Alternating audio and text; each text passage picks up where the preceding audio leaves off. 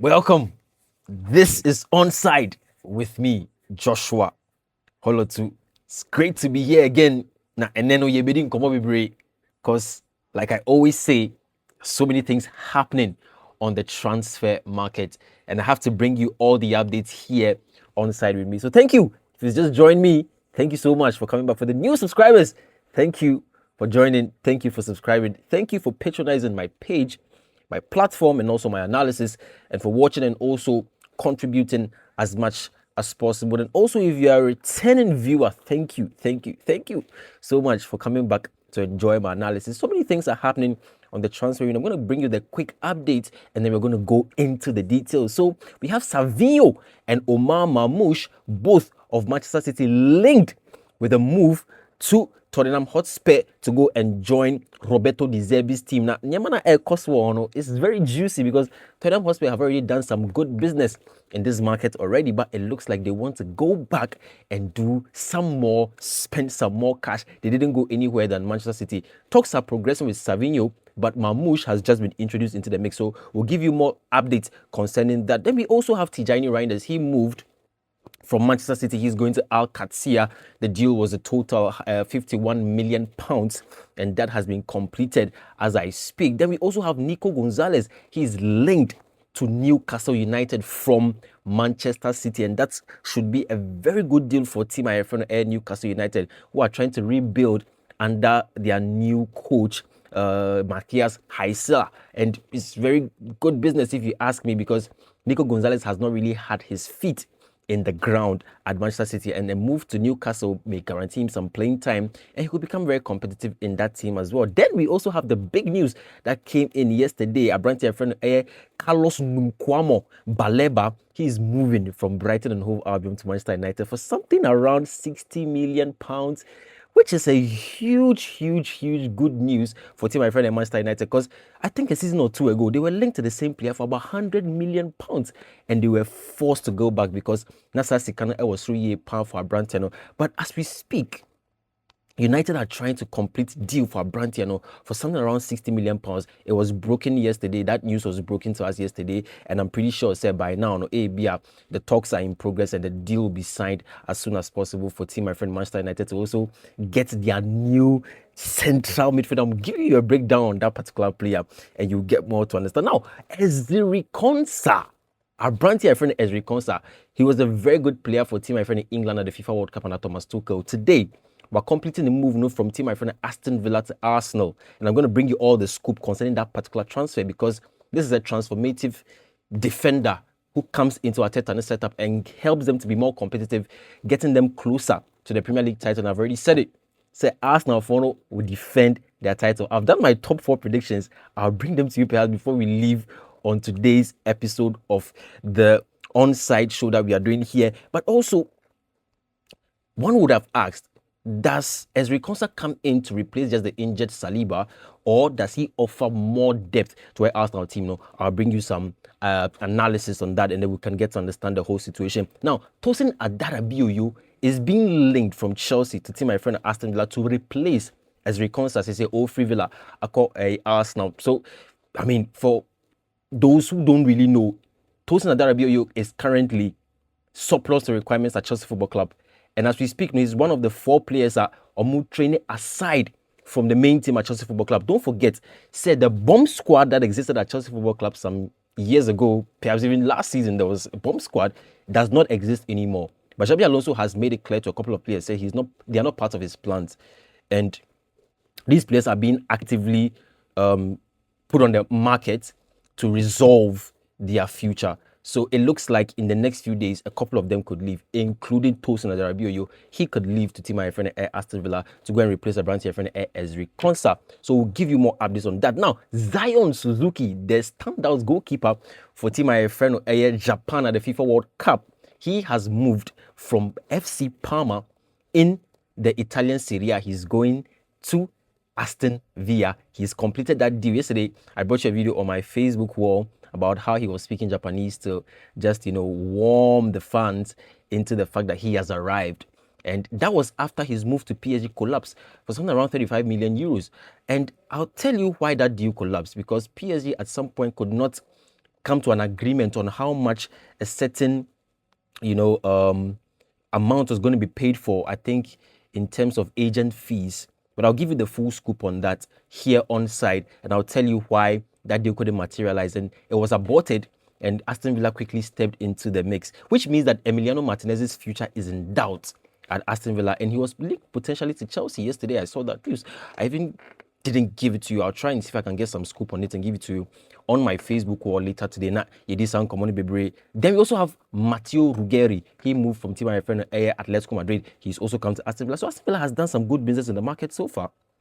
They've brought in these two, Suzuki, Ruggeri. Then they also brought in Abranti friend Garnacho from Chelsea.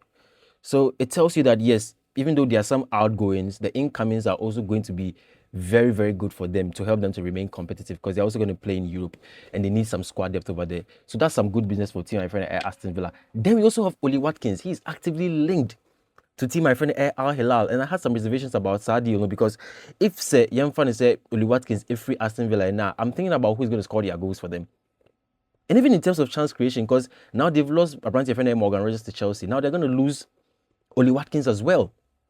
It means in terms of chance creation and goal scoring, they may have a problem. Yes, Emiliano Buendia and co are there, but last season we saw how dominant they were because of the abilities of some of these players when they had them in their mix. Into case of old Tom Oli Watkins, if you after you've sold Morgan Rogers, yes, the cash has come there, but can you get a replacement who can help the team to be very competitive when you need squad depth to play more games this season? That's a question mark for Abranti FNA Unai Emery, coach of Aston Villa. Then we also have Axel Dizazi. He is surplus to requirements at Chelsea as well. He's been linked to Team my friend Crystal Palace on a loan move and is currently progressing. Let's see how that goes. But guys, before we delve into the main topic for today, or topics, let me put it that way, I want you to subscribe. Mr. Subscribe to this channel. Just look below. Open subscribe button or click on it. Now, when you're done clicking on it, open all button or so after you have clicked on the bell notification icon. Click it so all. Now me on so debia me drop a video, you'll be one of the first people to receive that video. Now you Nkomah Baleba. Guys, let's go straight into the stories, because number one, Tottenham Hotspur. You see, when I don't know how many of you went to Sunday school. So Sunday school now we are the bonina abia teacher. So muna go 1 2 bia catch us and go and sin no more. Now that go and sin no more is a phrase that we have heard in church as many times as possible, and I know some of you know it. But Tottenham Hotspur, after they survived relegation, it was more or less like a go and sin no more moment for them, because they knew very well, say, coming into this new season, they had no excuse whatsoever to get to that position that they were last season. Look, they survived relegation by the skin of their teeth. And they be a Mikasa no. Tottenham Hotspur, when you look at the top 5, top 6, they almost always need to be a part of it. And in times past, we've seen how competitive they are when they had the likes of Harry Kane, when they had the likes of Gary Bill, when they had the likes of Jermaine Defoe, when they had the likes of Abranti Efreno, Pavlyuchenko. This is about 15 years ago. Even Dimitar Berbatov at some point, he was in Tottenham Hotspur. The Tottenham Hotspur of old is not the Tottenham Hotspur we have now. Because as a team, it's fading off. And the culmination point was what happened last season, when Thomas Frank had to be sacked because no results, coupled with injuries. He got to the buy Obeji Edumanu, he couldn't do it. He didn't even win one single game in the Premier League. Results were declining. The team was going down. Mohamed Kudus was injured. James Maddison was injured. At some point, they had about close to 11 of their first 11. So that's literally a first 11. They had the first 11 injured, sitting down. And they had to bring in young players to come and slot in and try and help them play. Tottenham has been that team that they always have to be competitive. And after building a stadium worth over £1 billion, Daniel Levy, how does the team almost go to relegation? Now, Ezri Konsa, among for AD said, Tottenham Hotspur, what exactly is happening at Tottenham Hotspur? Look, let's put all the transfer business aside. Tottenham Hotspur is undergoing a certain revolution in terms of how the team is being governed. So, as we speak currently, Daniel Levy is no more the chairman of Tottenham Hotspur. Now, the family that is in charge of Tottenham Hotspur, the Lewis family, what they have done is that they have decided that they want to take full control over things that are happening at the team now. Now, what that has resulted in is that Daniel Levy has had to sell at, I think, about 24.9% of the shares that he has in the parent company of Team Ayefreno Air Tottenham Hotspur. Then after selling those shares, the shares were sold to 8 Sports. Now, 8 Sports takes over. They now have a certain control over that 25% that Daniel Levy has relinquished. Now, Daniel Levy has just 4% left. What that has done is that it has given Tottenham Hotspur some form of control, especially the Lewis family. Now, the Lewis family, what they have done now is that they have decided that they want to change the way things are done. So, Tottenham Hotspur in times past, the focus was more on trying to win a trophy. So, if you realize that when they won the Europa League, one thing that Daniel Levy was always prideful about was that, oh yes, after building the stadium, I've been able to win the Europa League, which is a trophy that perhaps we would have said we were not chasing, but we managed to win. Now, Oje is that trophy anyway, you know. Now, look at what happened last season. The team almost went to relegation. So if you have managed to survive, and the Premier League has literally told you, go and sin no more, what you want to do is that you want to go into the market, make sure you get the best of signings, and do your things right, and get back to a competitive level. And see, what have they done? They brought in Abranti FNA Roberto De Zerbi as coach. So that was before the relegation situation was even in question, because they brought him at the time where the team was literally going down, and they tasked him, say, on what team no, to survive relegation. That's number one.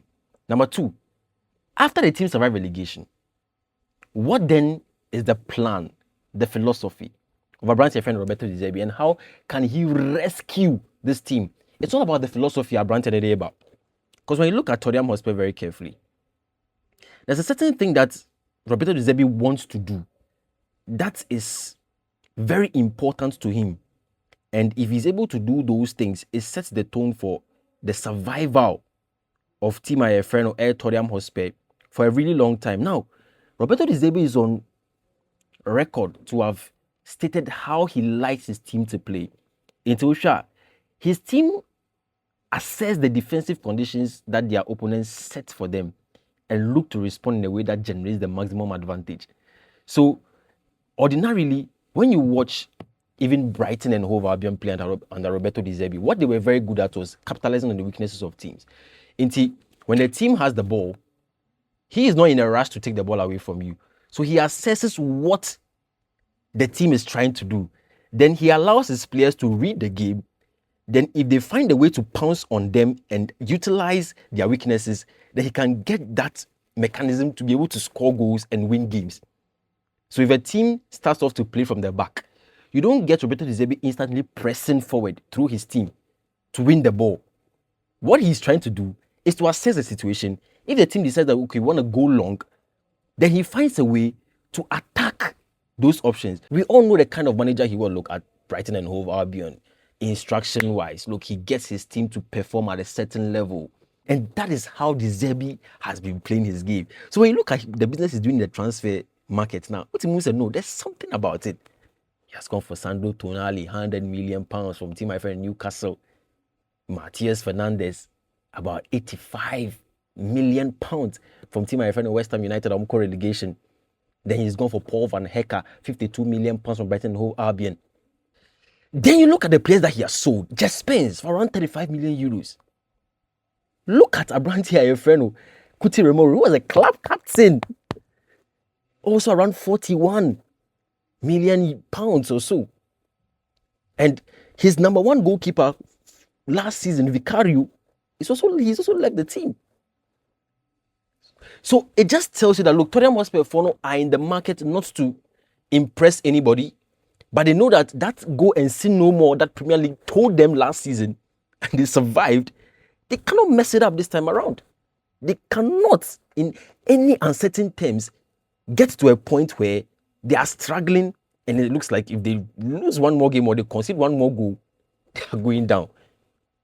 So this is a statement of intent, again, from Tottenham Hotspur, their management, Roberto De Zerbi. It's very clear. Now just look at the fact that Savinho, as well as Abrantia Efreno, Omar Mamouche could join the fold.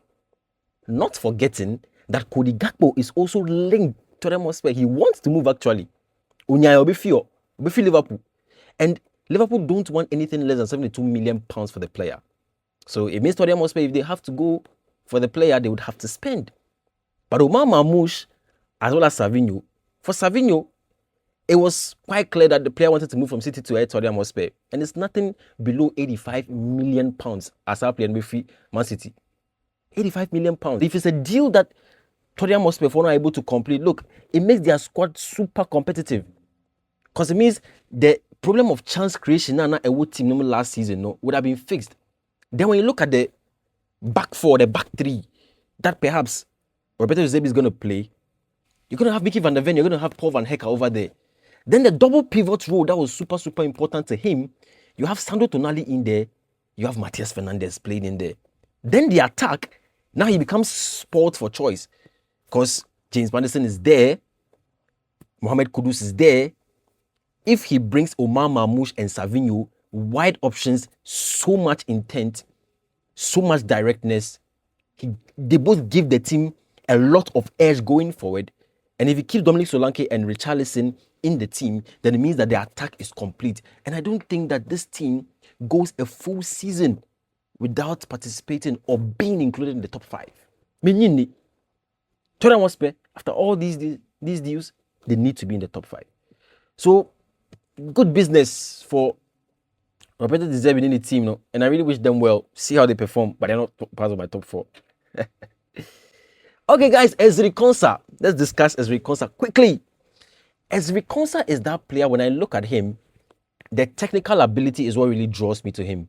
In Tisauche, they're all yes, see a team, my friend, Aston Villa. He's one of the guys who has that positional rotation attached to him. So, obetimi about centre back, obetimi about right back. Even in England, he was playing at the right back. When Mikel Arteta goes for such a player, what he's trying to say is that he's not just a player who is coming to replace the injured Saliba. He's a player who is going to help him implement the strategy that he needs to implement in the Arsenal team this particular campaign. Arsenal have a very big task. I also almost defend the Premier League title, but how can they do that? Because Oshe almost set up now. One thing that they would want to do this particular campaign is that they want to score more goals and score as early as possible, so that games don't drag to the point that they have to now salvage games through late goals or end up conceding late goals. Now, Saliba is hurt.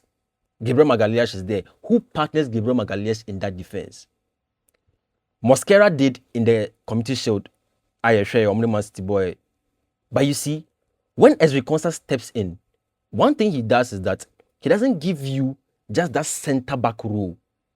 When Calafiori at left-back is able to add up to the midfield numbers in transitional play, it means that Echireno ebeba be miensape. Now, Sam Miensano, you have Gabriel Magalhaes, right? You have Ezri Konsa, as well as Ben White, because currently they are the ones that are playing. Julian Timber is also hurt. So these three, what they really need to do is that they need to make sure that they give the team some stability at the back. Then what happens is that moving forward, Calafiori is able to step into the midfield and contribute towards the attack. So that is what they do. But that is what Arsenal is intending to do this season. And that is one thing that they want to utilize to give the team more balance and help them to be more competitive. And Sana Mimi who said, because when I tell you for a fact, say, if Arsenal are able to get one more forward to join them, I don't see how Arsenal don't win the title by December or even by the end of January. If Victor Osimhen, that deal was able to progress, and I gave you that tactical breakdown recently about how Victor Osimhen contributes to the attack and makes Abranti Efreno, Victor Gyökeres, how he gives some alternative, competitiveness in terms of going and playing up top in that Arsenal team. It gives Arsenal a certain structure so that if one particular tactical situation doesn't work, you automatically switch to the second one and it works for you. And I said one thing that Arsenal would want to do this season, aside the set pieces that they have been playing and utilizing to win their games, they want to sit back against very stubborn teams that are very direct and are pushing them and pinning them back. And when you have such a strategy, or when you're playing against such teams who are very stubborn, one thing that you would want to do is that you want to leave Abrante and Osimhen up top, So that in case of a counter attack, you have a direct, more clinical finisher in him who can get through on goal and bully defenders and shrug them off and get the ball to score. So Arsenal are moving differently. And I think the introduction of Ezri Konsa is very important to the team. And I'm pretty sure one of the things that Arteta was looking for, he's been able to kill two birds with one stone. He's gotten a player who can replace the injured William Saliba. And even when William Saliba comes on, you still have an option who can give you a lot of depth. But you see, the conversation also is two-sided because currently, Abrante, a friend of Ben White, he wants to leave Unya. He's linked to Everton. If Everton managed to land Abrante, a friend of Ben White, Ezri Konsa instantly goes to the right back situation. He goes to fill in there. But of course, this is because there are injuries in that Arsenal team. So Arsenal are able to rotate well if all these players are available. But Ezri Konsa, like I'm saying, because of the injuries, he walks in there and manages to play in that central defensive role. But instantly, if William Saliba comes back, either he goes to the right back or he still gives the team some depth, because Arsenal will compete in Europe this season as well. And they would want to get to a Champions League final and try and win it this time around. And if you want to do it, perhaps Ben White stay, But even if Ben White has to go, Ezri Konsa's inclusion in this particular team helps them to remain competitive, gives them more squad depth, and helps them to do a lot of rotations and play various tactical setups. Another thing about Arteta and what he wants to do this particular time around is that he wants to have a lot of players who can play different roles. So Bruno G Bruno G can play as a 6. He can play as an 8. He himself, just one player, can play in different tactical variations. You can play in a 3-man midfield where Odegaard plays as number 10. You can also play him as a pure 6 where 4-1-4-1. He plays as the one right in front of a defensive 4. So, look, Arsenal are a team to watch this particular season. Not because of the fact that they are favorites or anything, but because of how Arteta is going to utilize the players he's got into his fold now to do creative things. And you look at Christos Solis as well. Solid player. Solis is solid. So, look, Arsenal is a team to watch. And I'm really happy they've gotten a brand friend Ezri Konsa, brings in more competition into the Premier League. And I want to see how Arsenal really shape up against other teams and how they'll play this particular season. Guys, Carlos Noom Quomah Baleba. I was doing some digging to understand the meaning of the name of Sabrantewe. And it will shock you. Let's put the Carlos Baleba aside. Let's look at the Noom Quomah in the middle. So there's Carlos, is like a 4-man back line. Carlos Noom Quomah Baleba. Left and right back, baby. Let's look at the two central defenders. Noom Quomah. Do you know that Noom, N-O-O-M, is a name that means husband or man, right? And it's the dialect or the localized dialect of the region where Carlos Baleba is from in Cameroon. So Noom means husband or man, right? In Yefan say Obama. Then the Quomah, which is Q-U-O-M-A-H, or can be spelled as K-O-M-A, but Q-U-O-M-A-H. The Quomah means somebody who is born into a specific family rank or carries ancestral weight linked to protection. So just check it out. Noom Quomah, a man who is supposed to be the protector. And this defines the role the guy plays at Brighton and Hove Albion, for which reason Man United for now are going all out to bring him into their team. Look, if you want that ball-carrying, physically dominant, ground-eating mobility kind of player, you will get it in Abrante Carlos Noom Quomah Baleba. And when Man United for now went for the player some years ago, I think it was just last year, and Brighton and Hove Albion catch almost £100 million, they literally ran away. But that was a strategy. Perhaps but that's how I've read it. When I saw the news that the player was going to sign for United for nothing more than £60 million, like, what? This player was linked a year ago. And the ask price was £100 million. How did it happen? Say, now, Brighton and Hove Albion want to sell for around £60 million. This is the scoop.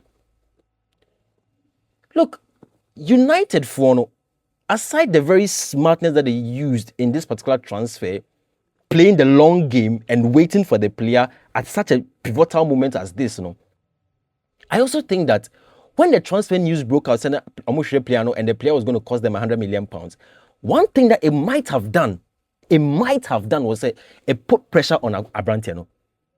So let's compare his numbers from two seasons ago to last season. Let's look at it too. Baleba dropped in form significantly to the extent, say, in last season alone, he was substituted 15 times. And 4 of those 15 times came at halftime. So he didn't even play the second halves. But we all knew Carlos Baleba to be that player who was very, very dominant and structurally very important to Team Air Brighton and Hove Albion. So, Baleba, last season, he made 31 appearances, but he started only 23 of those. And then he had 37 tackles, 29 interceptions, and 6 blocks. But this was just a year after his very impressive performance at Man United for in their mind, think that this player was a key that could unlock that midfield that they really wanted to build. So it shows you the level of decline in one way or the other. And at Manchester United, maybe to them they would have thought that no, this player, even in the long term, he's going to still be very instrumental. So 100 million, let's go back. But now, just look how much they're going to get him for. So they didn't panic buy him at the time, but they waited, played the long game. Now that pressure, I'm pretty sure, got to the player, and then we saw a certain level of decline in his performance last season. But still, Man United have gone in for the player. It tells you something, that the structural rebuild that Man United for person or midfield, they still consider Baleba as a very important player who can come in and fix a number of problems. And to them, it's not about the decline of the player. It's about the amount they're going to get the player for. A player who was linked to them just 2 years ago for £100 million. If they're getting him for £60 million this time around, it's a big win for team, It's a huge win. And to them, Michael Carrick can still utilize him in many ways to get the best out of him, to be able to do that dominant defensive midfield things that he needs him to do in that particular team. Because now United have solved the double pivot rule currently. What they have done, they have brought in Abrante Ayeferno, Andre Santos from Chelsea, Yuri Tielemans. Both players are not so defensive in how they play. Into Andre Santos, you can still consider him as a player who is still developing. Yuri Tielemans is in the prime of his career, or he may not be as effective as he was at Team Aston Villa. So you bring in a Carlos Baleba, he covers ground, he wins duels, he carries the ball into the half of the opponent, and he also does a lot of defensive line cover. And that is the ingenuity of Abrante now. I think he comes into Michael Carrick's team. Michael Carrick still finds a way to polish him up and put him in that team to get the best for Manchester United and help them to be competitive in the season on Europe. Noom Quomah. You get that in Carlos Noom Quomah Baleba. And I think it's a very good buy for team, because to not have panic bought him for that 100 million and to have waited. And you see, United for the transfer strategy, it's very admirable. They are not operating like the Chelsea, the Tottenham or Spurs, who are just buying players anyway, anyhow, for hefty amounts. They are participating. Look at the time they went for Andre Santos. We didn't even know Andre Santos. Before I realized, announcement, Andre Santos to United, I was even shocked. Look at how they got Yuri Tielemans from Aston Villa, quietly. Now, they did the same for Carlos Baleba. United will be competitive. Let's not make any mistake about that. And I think they'll be third in the Premier League, per my assessment and what I did. And I think that would be a very good one for a team, my friend, at Manchester United. Finally, on João Pedro, guys. Yesterday, when I saw the news that João Pedro had gone for the number 9, I'd already finished my top 4. I'm going to take Chelsea from there and put them in number 1. Tell you. Because even though I was surprised, I was admiring the boldness that Abrante went for a number 9 jersey. And he spoke, saying that he knows the pressure that comes with the jersey. And only said, at this point, he needs to deliver more than what he did last season. And when you watch João Pedro very carefully, look, João Pedro has been that player who has been very, very definitive since he came to a team my friend at Chelsea Football Club. When I watched him score that goal against Fluminense in the FIFA Club World Cup, that's when I knew that, no, Chelsea has got a player on their hands. Chelsea has got a player on their hands. Look, João Pedro scored 20 goals and 9 assists across all competitions last season. 20 goals and 9 assists. And Origin number 9, if we play a beer, or share 3 goals for Chelsea Football Club in Liam Delap. Akwesi Delap. 3 goals. Now, the upper question number 12. And I'm pretty sure say he's on a transfer. Of course, Chelsea want to find a way to sell Abrantiano. Liam Delap. Question number 12. No, Chelsea have to find a way to sell him. So, João Pedro taking a number 9 no, is a statement of, look, I know that the expectation is high. I have already delivered in one way, winning the Chelsea Player of the Year award, but at the same time, scoring 20 goals and 9 assists in all competitions last season. It means I have done it and I can do it again. When you compare this to all the players who have won the number 9 jersey at Chelsea Football Club, most of them came into Chelsea and picked the number 9 shirt. Gonzalo Higuain, he came to Chelsea and picked the number 9 shirt. He scored only 5 goals. Right? Radamel Falcao, he came to play on loan. He also came to take the number 9 shirt. He scored only 1 goal for Chelsea Football Club. Aubameyang win share or share 3 goals. Maybe you would speak about Fernando Torres. But Fernando Torres, I can understand people are torn in between whether he made an impact at Chelsea Football Club. But over the years that he was at Chelsea, he scored 45 goals. I don't think he did so bad. Except that number 9, when he signed for the club record fee, the British record fee at the time, 2009, for £50 million, everybody thought that Fernando Torres was coming into the team to come and score, give us 35 goals per season. So when he struggled, that was what people were, concerned about, and then the backlash and all the came at Fernando Torres. But when he got into his groove and he settled down at Chelsea Football Club, I don't think he did so bad. So I would spare him in that number 9 conversation, but maybe some people may disagree with me. The only person, even Abranti and friend, Lukaku. Remember Lukaku came for the number 9. What did Lukaku do in the number 9 jersey for Chelsea Football Club?